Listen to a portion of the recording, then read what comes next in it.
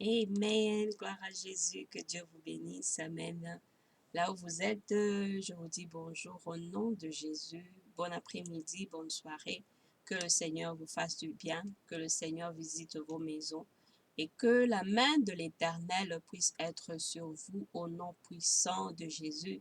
Nous avons commencé un nouveau mois. Amen. C'est une grâce, la grâce que Dieu nous fait de pouvoir voir un nouveau mois. Amen. Et que ce soit un mois de faveur, un mois de puissance, un mois de provision, de prospérité, de promotion au nom puissant de Jésus. Amen.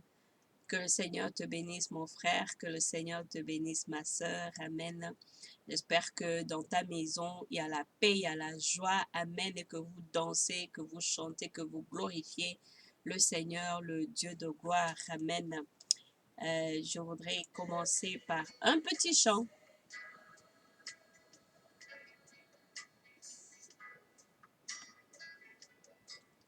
Que les nations proclament la gloire de notre Seigneur,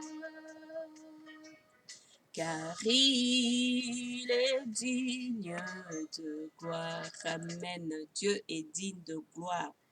Oui, levons tous nos mains vers lui et contemplons sa magnificence.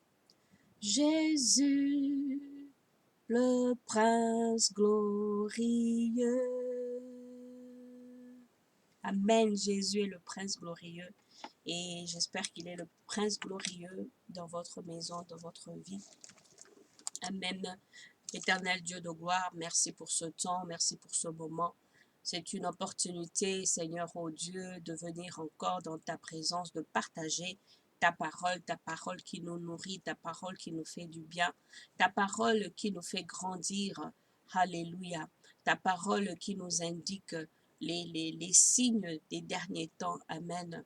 Béni soit ton nom, ô Dieu, béni Seigneur, mon frère, béni ma sœur, bénis sa maison, Yahweh Dieu. Je prie, éternel Seigneur, que cette saison nouvelle qui commence soit une saison de chercher le Seigneur, comme tu as dit dans Jérémie 29, 11, que si on te cherche de tout notre cœur, tu te feras trouver. Je prie que mon frère, que ma sœur puisse te chercher de tout son cœur au nom de Jésus. Saint-Esprit, bénis ce temps, toi qui es l'inspiration parfaite au nom de Jésus. Couvre mon frère par le sang de l'agneau immolé. Couvre ma sœur par le sang de l'agneau immolé. Et que, Seigneur, oh Dieu de gloire, ce mois que nous commençons, le mois d'octobre, soit un mois qui, alléluia, va changer la façon de penser, de réfléchir, la façon de prier, d'adorer, de chercher le Seigneur, de se tenir continuellement dans la présence de Dieu. Éternel, bénis-nous, Yahweh, parce que tu es Dieu. Donne la paix à nos cœurs, éternel, parce que tu es fidèle. Fais, Yahweh Dieu, une chose nouvelle dans nos vies, parce que tu es le roi des rois, le Seigneur des seigneurs, le Tout-Puissant de Jacob. Alléluia, le ressuscité du troisième jour. Jésus, tu es Dieu, au nom puissant de Jésus. Amen. Amen, mon frère. Amen, ma sœur. Je vous bénis au nom de Jésus, gloire à Dieu, et que ce temps puisse vous être favorable pour lire la parole de Dieu ensemble et pour chercher dans les Écritures les bonnes choses que le Seigneur a réservées pour nous qui sommes encore vivants sur cette terre. Amen. C'est une opportunité vraiment de grande taille, de toujours profiter des bienfaits de l'Éternel. Amen. Parce qu'il nous fait beaucoup de bien. Gloire à Dieu. Alors, je voudrais parler sur la prospérité. Sur la prospérité de tout un chacun. La prospérité, des fois, nous pensons que la prospérité, c'est l'argent. C'est l'argent et en plus d'autres choses aussi. Quand tu es en bonne santé, tu es prospère. Amen. C'est un secret. Quand tu as la paix dans ton cœur, tu es prospère. Alléluia. La prospérité ne se limite pas seulement aux biens matériels, aux biens financiers, mais la prospérité est aussi une prospérité spirituelle. Amen. Alors je voudrais que nous regardons le sujet, ce concept de prospérité, parce que beaucoup de gens même disent que oui, dans les églises, maintenant, on ne parle que de la prospérité, on ne parle que de l'argent. Donnez, donnez, donnez. Amen. Mais oui, il faut donner, non? Alléluia. La Bible dit, donnez et il vous sera donné. Gloire à Dieu. Alléluia. Mais je pense qu'il y a une façon peut-être un peu euh, différente de voir la prospérité et peut-être aussi que chacun, selon sa responsabilité devant le Seigneur, aussi sa relation avec Christ, doit regarder quelle est la définition de la prospérité pour soi-même. Parce que la prospérité, ce n'est pas seulement l'argent. La prospérité, nous devons regarder la prospérité selon la vision de Dieu, selon la perspective spirituelle et euh, euh, euh, de ce que Dieu a établi selon lui, ce que ça veut dire. Amen. Alors il y a des gens aussi qui rejettent la prospérité parce qu'ils se disent que oui, la façon dont c'est prêché dans les églises, vraiment, ça ne les intéresse pas, ça ne les intéresse plus. Mais vous manquez quelque chose quand vous rejetez la parole de Dieu. Amen. Je vais lire quelque chose ici dans le livre de Psaume, le chapitre 20, euh, chapitre 35 et le verset 27. Ok? La Bible dit ceci, le psaume, livre de Psaume, le chapitre 35, le verset 27. La Bible dit qu'ils poussent des acclamations et se réjouissent, ceux qui prennent plaisir à ma justice, et que sans cesse ils disent exalté soit l'Éternel, qui veut la paix de son serviteur. Amen. Dans d'autres définitions, on parle qui veut la prospérité. L'Éternel, en anglais, ça dit l'Éternel prend plaisir de la prospérité de ses serviteurs. Amen. Ça fait du bien à l'Éternel quand, quand nous prospérons. Allez, gloire à Dieu.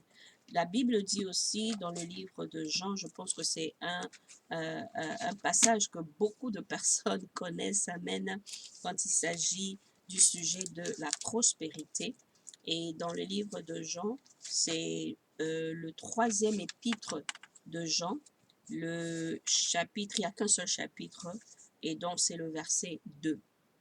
La Bible dit ceci, bien-aimé, je souhaite que tu prospères à tous égards et que tu sois en bonne santé, comme prospère ton âme, amen, comme prospère l'état de ton âme. Être en bonne santé, c'est la prospérité. Avoir une âme qui prospère, une âme qui est aussi sereine, ça aussi c'est la prospérité. Amen.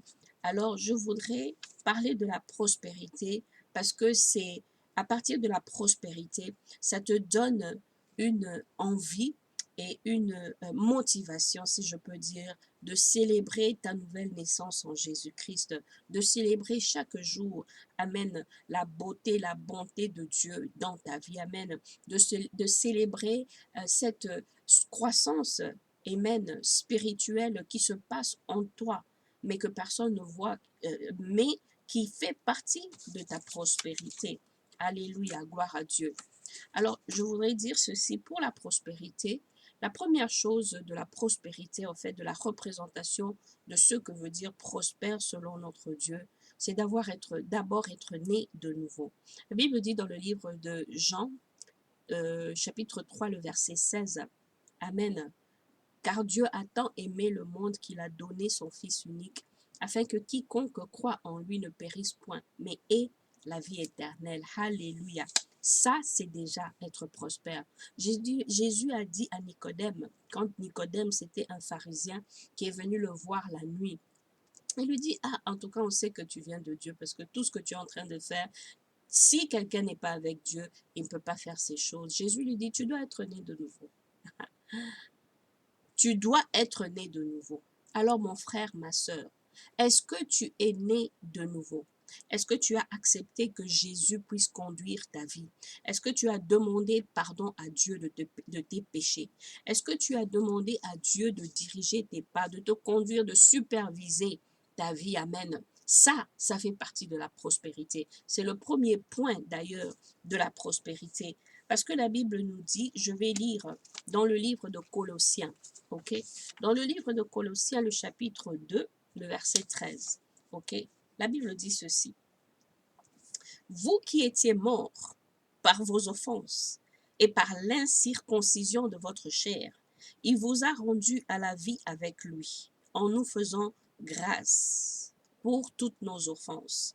Car il a effacé l'acte rédigé contre nous et dont les dispositions nous étaient contraires. Il l'a supprimé en le clouant à la croix. Amen. Jésus est venu, a pris tout ce qui était en toi de mauvais, de méchant, de méprisant. Il a cloué ça à la croix pour que toi tu aies une vie, mon frère, ma soeur, pour que tu sois né de nouveau, pour que tu acceptes ce que Dieu t'offre. Dieu dit, Amen, dans Deutéronome 29, je pense, ou bien 30, verset 29, il dit, je te donne de choisir. Choisis la vie. Il y a la vie, il y a la mort, il y a deux chemins. Deux chemins. Il y a la vie d'un côté, il y a la mort d'un côté. Dieu dit, choisis la vie. Choisis la vie, comme ça tu ne vas pas aller en enfer. Si tu choisis la mort, tu vas aller en enfer. La prospérité, aimer Dieu, c'est aussi être prospère. Quand tu aimes Dieu, Dieu t'a créé. Tu n'es pas venu sur la terre seul. Tes parents ne sont pas venus sur la terre seuls. C'est Dieu qui a programmé ta présence ici sur la terre. C'est Dieu qui a programmé, amen, la famille dans laquelle tu es né. C'est lui qui a fait tous les arrangements pour que tu naisses dans cette famille-là, parce qu'il sait pourquoi. Amen. Alors, c'est aimer celui qui a pensé que tu vaux de la peine de vivre sur cette terre. Ça, c'est être prospère. Amen. La Bible nous dit aussi de ne pas récolter les choses qu'il y a sur la terre. Je vais lire dans le livre de Matthieu, Matthieu le chapitre 6. Amen, gloire à Jésus. Le chapitre 6, le verset 19, qui dit ceci. Ne vous amassez pas de trésors sur la terre, où les vers et la rouille détruisent et où les voleurs percent et dérobent, mais amassez des trésors dans le ciel, où ni les vers ni la rouille ne détruisent et où les voleurs ne percent ni ne dérobent. Alors, quand tu as compris ce concept, mon frère, ma sœur, tu es prospère. Alléluia. Parce que ça fait partie de ta compréhension de ce que ça veut dire la richesse. La richesse peut être la richesse matérielle. Les maisons, les voitures, les bijoux, les comptes en banque bourrés, toutes ces choses, c'est la prospérité, c'est la richesse. Mais il y a aussi une richesse qui est spirituelle, une richesse que seul le Seigneur peut évaluer à partir du ciel. Amen. La Bible dit aussi de s'éloigner de la convoitise. Ça aussi, c'est la prospérité. La prospérité parce que quand on comprend à qui on appartient, qu'on appartient à Dieu, que notre vie est basée sur la relation que nous avons avec Dieu, on s'éloigne de la convoitise. Amen. Alors, je vais lire aussi dans Jacques, le livre de Jacques, je vais lire le chapitre 4 et le verset 7. Amen. Gloire à Jésus. Donc, je vais lire Jacques. Alléluia. Chapitre 4, le verset 7 qui dit ceci. Soumettez-vous donc à Dieu, résistez au diable et il fuira loin de vous. Amen. Approchez-vous de Dieu et il s'approchera de vous. Purifiez vos mains, pécheurs, et nettoyez vos cœurs, âmes partagées. Alléluia. Reconnaissez votre misère. Gloire à Jésus. Quand tu reconnais ta misère, quand tu t'éloignes de la convoitise, amen, quand tu t'approches de Dieu, Ça, c'est être prospère. Alléluia. Je vais aussi lire dans Romains, le chapitre 13 et le verset 8 à 10. Romains chapitre 13, le verset 8 dit ceci: ne devez rien à personne, si ce n'est de vous aimer les uns les autres, car celui qui aime les autres a accompli la loi.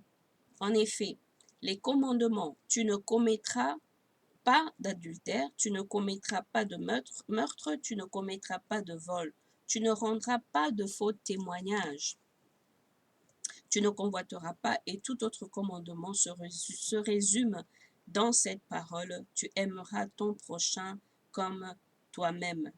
L'amour ne fait pas de mal au prochain. L'amour est donc l'accomplissement de la loi. Amen.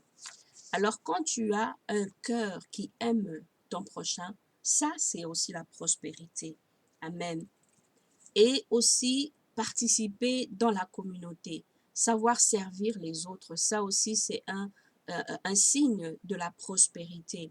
Savoir aimer les autres, savoir comment s'approcher des autres et connaître leurs peines pour savoir comment les aider. Amen. Ça aussi c'est la prospérité. Donc c'était juste quelques points que je voudrais donner.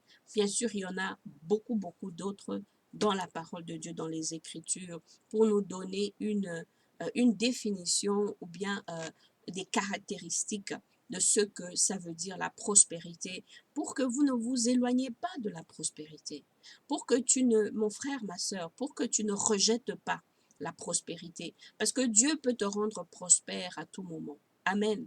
Mais tu dois être ouvert à ça.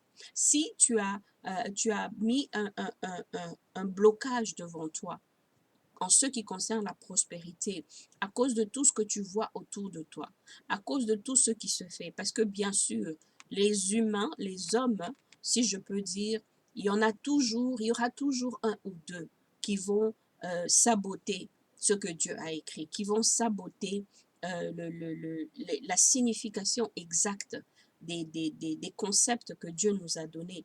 Mais ça ne veut pas dire que nous devons rejeter ce que Dieu nous a donné. Alors, mon frère, ma soeur, je voudrais t'encourager de prier pour que tu sois prospère. Amen, amen, amen, amen. Gloire à Jésus. Prie, Seigneur, rends-moi prospère au nom puissant de Jésus-Christ. Alléluia. Et aussi, parce que la prospérité amène la paix. La prospérité t'amène une puissance. Amen. T'amène la force, t'amène aussi une autorité. Gloire à Jésus, l'autorité de Dieu dans ta vie, parce que tu as besoin de l'autorité de Dieu dans ta vie pour savoir prier, pour savoir comment marcher avec le Seigneur, pour savoir comment t'éloigner, amen, des mauvaises choses, de résister au diable. Alléluia. Gloire à Dieu. Je voudrais aussi lire dans Galates, le chapitre 6 et le verset 6, qui dit ceci: que celui à qui on enseigne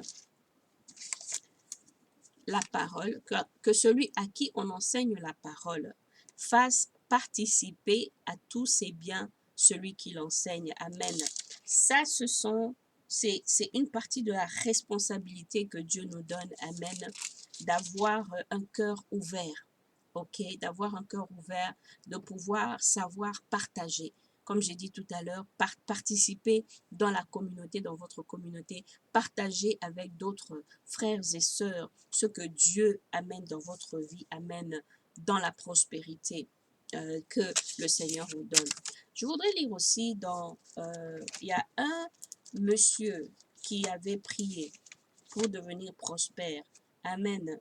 Et ce monsieur-là, je crois que c'est dans Chronique, le livre de 1 Chronique, je vais chercher. Amen. Oh, Alléluia. Gloire à Jésus. Ok. Donc, c'est dans 1 Chronique et c'est le chapitre 4, le verset 9. Généralement, on parle de la prière de Jabez. Alors, Jabez, la Bible dit, était plus considéré que ses frères.